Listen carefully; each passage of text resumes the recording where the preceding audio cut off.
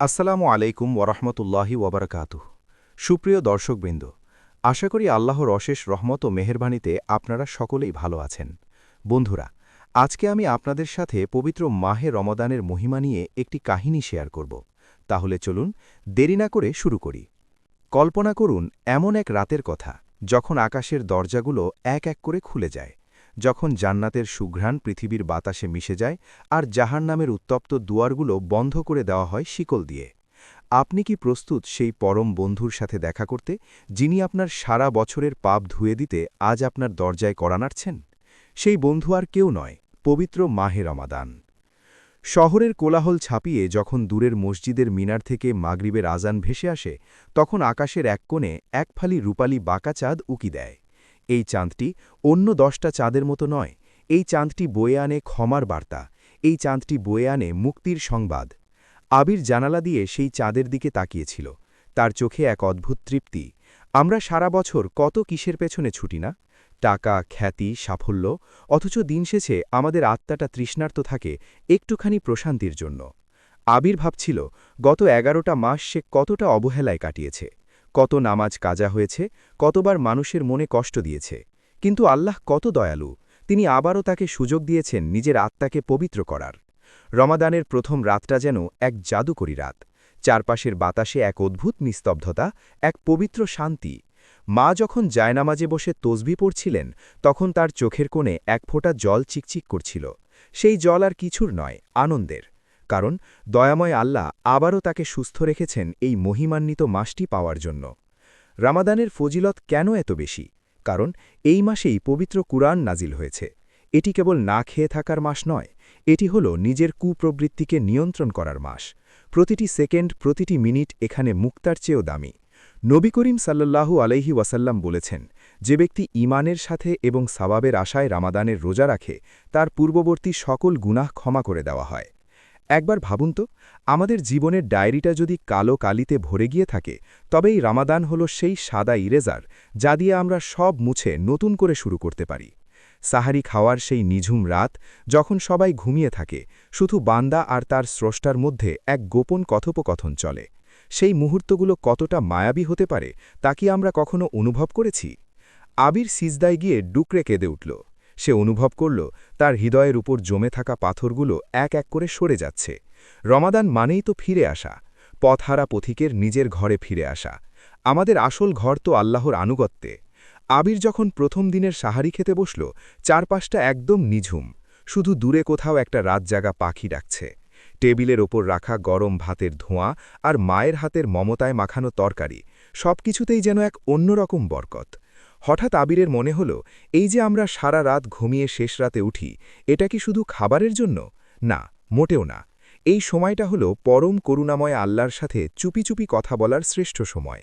যখন পুরো পৃথিবী গভীর ঘুমে মগ্ন, তখন আরশের মালিক নিচে নেমে এসে ডাকতে থাকেন, কে আছো ক্ষমা চাওয়ার? আমি তাকে ক্ষমা করে দেব। কে আছো রিজিক চাওয়ার? আমি তাকে রিজিক দেব। আবির জানালার গ্রিল ধরে বাইরের অন্ধকারের দিকে তাকিয়ে রইল।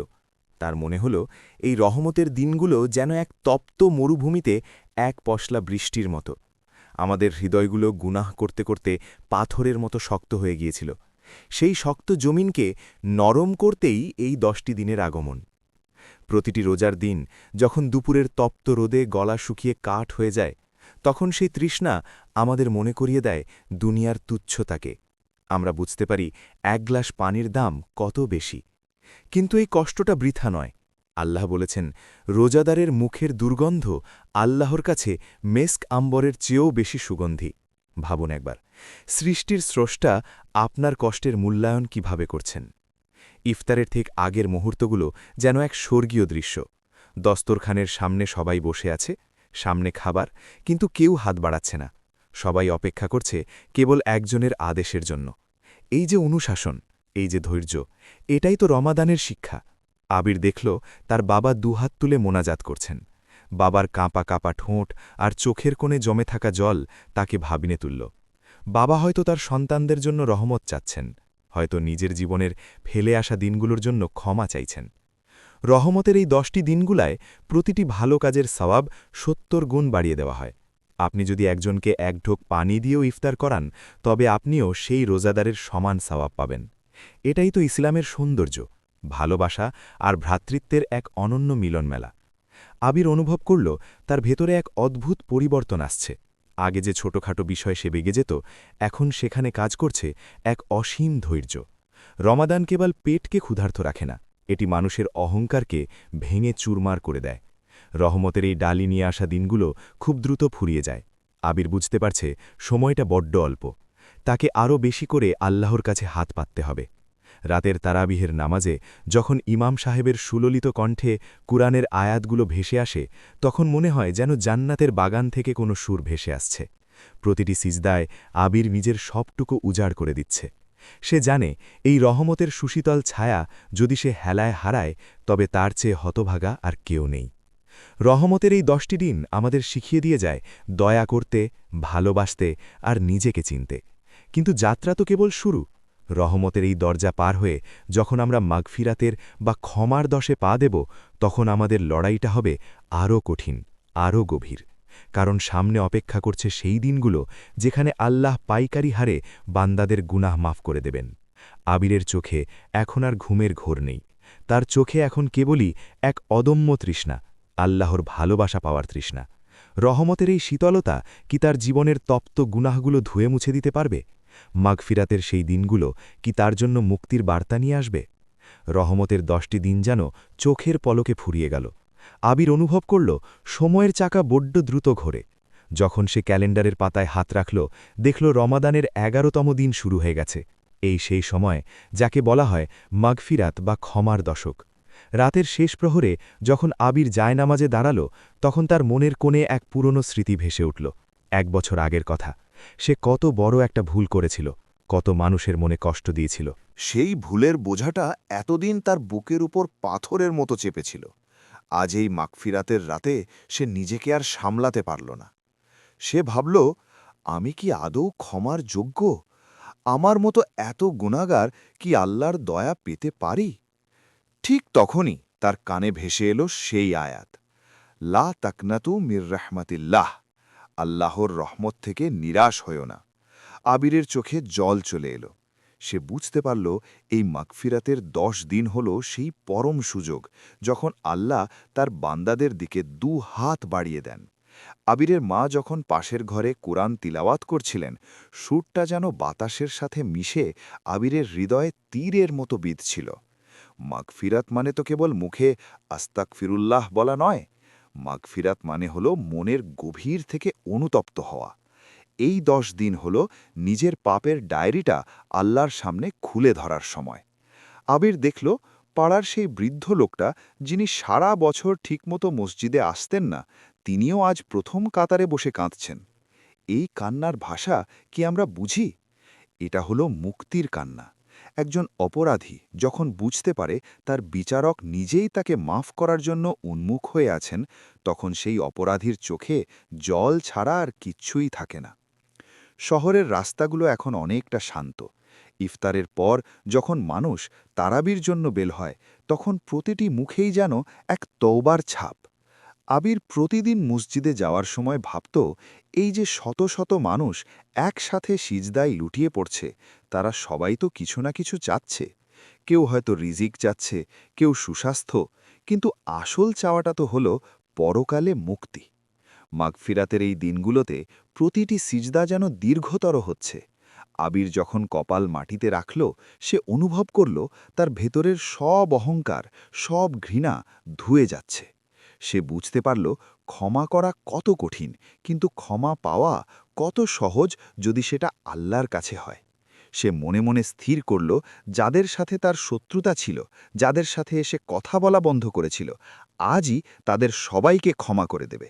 কারণ যে অন্যকে ক্ষমা করে না, সে আল্লাহর কাছে ক্ষমা আশা করে কিভাবে? দিনগুলো কেটে যাচ্ছে। মাগফিরাতের সূর্য ডুবলেই নেমে আসবে নাজাতের বা জাহান্নাম থেকে মুক্তির সেই অমোঘ রাতগুলো।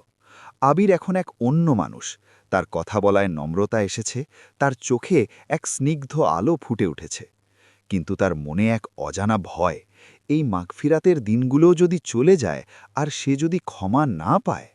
সে আরও বেশি আকুল হয়ে হাত তুলল। হে দয়াময়, আমার গুনাহ তো আকাশের সমান বড়, কিন্তু তোমার ক্ষমা তো মহাবিশ্বের চেয়েও বিশাল। আমাকে ফিরিয়ে দিও না। মাগফিরাতের এই পবিত্র বাতাস কি আবিরের জীবনের সব অন্ধকার দূর করতে পারবে? সামনে আসছে রমাদানের সবচেয়ে দামি সময়, নাজাতের সেই শেষ 10 দিন, যেখানে লুকিয়ে আছে হাজার মাসের চেয়েও শ্রেষ্ঠ এক রাত। আবির কি পারবে সেই রাতটি খুঁজে নিতে? রমাদানের ক্যালেন্ডারের পাতাগুলো যেন আজ বড্ড দ্রুত ফুরিয়ে আসছে। 20টি দিন পার হয়ে গেল, আর আবিরের মনে এক অদ্ভুত হাহাকার দানা বাঁধতে শুরু করল। এখন শুরু হচ্ছে সেই শেষ 10 দিন, নাজাতের দশক, জাহান্নামের আগুন থেকে মুক্তি পাওয়ার পরম সুযোগ। আবির জানত এই শেষ 10 দিনেই লুকিয়ে আছে সেই রাত যা হাজার মাসের চেয়েও শ্রেষ্ঠ, লাইলাতুল কদর। সে ভাবল 1000 মাস মানে তো প্রায় 83 বছর 4 মাস। সারা জীবনের ইবাদত কি তবে একটিমাত্র রাতেই পাওয়া সম্ভব? আল্লাহর দয়া কত বিশাল হতে পারে, এটা ভাবতেই আবিরের গা শিউরে উঠল। সেদিন 21তম রাত। আবির মসজিদে ইতিকাফে বসার সিদ্ধান্ত নিল। দুনিয়ার সব কোলাহল, মোবাইল ফোন, ব্যবসা, আড্ডা, সব পেছনে ফেলে সে এখন কেবল তার রবের মেহমান। মসজিদের এক কোণে ছোট একটা পর্দা টেনে সে তার আধ্যাত্মিক জগৎ সাজাল। বাইরের পৃথিবীটা এখন তার কাছে বড্ড তুচ্ছ মনে হচ্ছে। মাঝরাতে যখন পুরো শহর গভীর ঘুমে আচ্ছন্ন, আবির জায়নামাজে দাঁড়িয়ে সূরা কদর তিলাওয়াত করছিল। লাইলাতুল কদরি খৈরুম মিন আলফি শাহর। তার মনে হল এই মুহূর্তেই হয়তো আসমান থেকে ফেরেশতারা দলে দলে পৃথিবীতে নেমে আসছেন। জিব্রাইল আলাইহিসসালাম হয়তো পাশ দিয়ে হেঁটে যাচ্ছেন। বাতাসের প্রতিটি ঝাপটা যেন প্রশান্তি পরশ বুলিয়ে দিচ্ছে। সে রাতে আবির ঘুমাতে পারল না। তার চোখে কেবলই এক তৃষ্ণা। সে দেখল মসজিদের প্রবীণ মানুষগুলো আজ শিশুর মতো কাঁদছেন। সাদা দাড়ি ভেজানো অশ্রুগুলো মোমবাতির আলোয় হীরের মতো জ্বলজ্বল করছিল। এই বৃদ্ধ মানুষগুলো হয়তো জানেন না আগামী বছর এই রমাদান তারা পাবেন কিনা। আবিরও কি জানে? এই অনিশ্চয়তাই তো ইবাদতকে আরও গভীর করে তোলে। নাজাতের এই রাতগুলোতে প্রতিটি দোয়া যেন সরাসরি আরশে পৌঁছে যায়। আবির হাত তুলল, কিন্তু তার মুখ দিয়ে কোনো শব্দ বেরোচ্ছিল না, শুধু বুক ফেটে কান্না আসছিল। সে চাইল তার মৃত স্বজনদের জন্য জান্নাত, চাইল অসুস্থ মানুষের জন্য সুস্থতা, আর নিজের জন্য চাইল শুধু এক চিলতে হেদায়েত। সে বুঝল এতদিন সে কেবল নিজের জন্য চেয়ে এসেছে, কিন্তু এই পবিত্র রাত তাকে শিখিয়ে দিল পুরো উম্মার জন্য কাঁদতে।